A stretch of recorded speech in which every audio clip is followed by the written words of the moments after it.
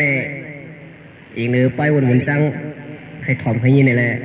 เขาทำเมียนพ้องตึกคัดใส่เตรียมความให้บ่อะไรลองพ่อผมไต้เขาต่อไต้เขาคือว่าอย่าไปตึกกันยี่กันนี่กันหนอกเขาก็มือถึงในเมืองสู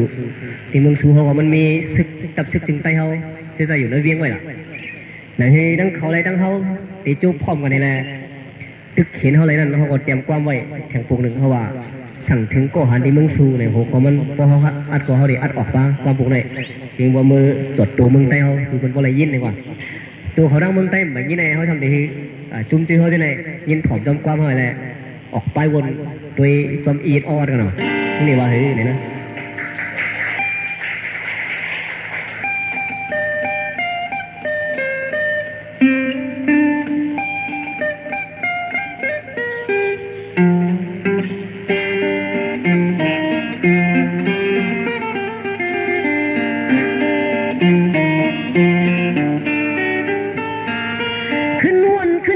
มือเวียงเมืองสู่ก่อหันแลดังเฮา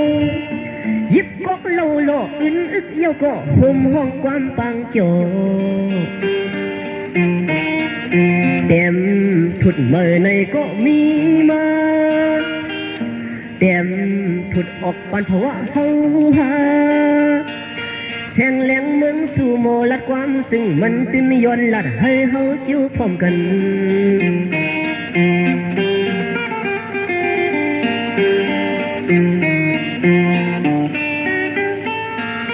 ลมเย้าลุกยับอ้างลุกกำเลี้ยวสำโกลมคือ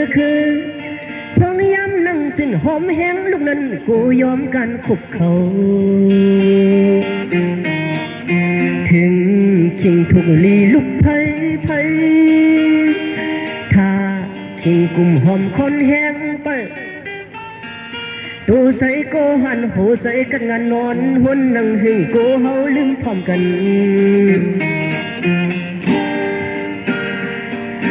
บีนั่งตุยปอยปันแห้งตัวมือลาย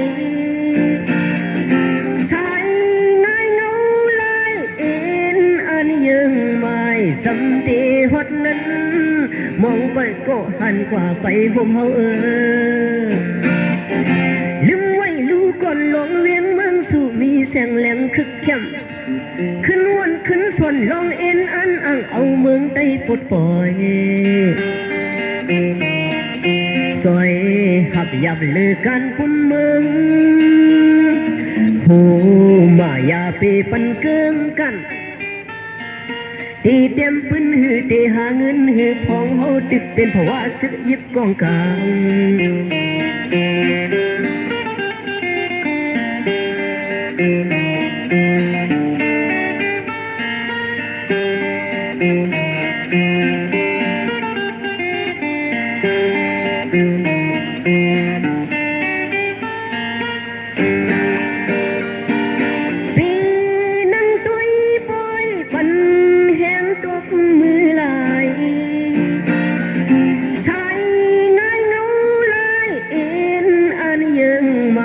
สังตีฮอดนั้น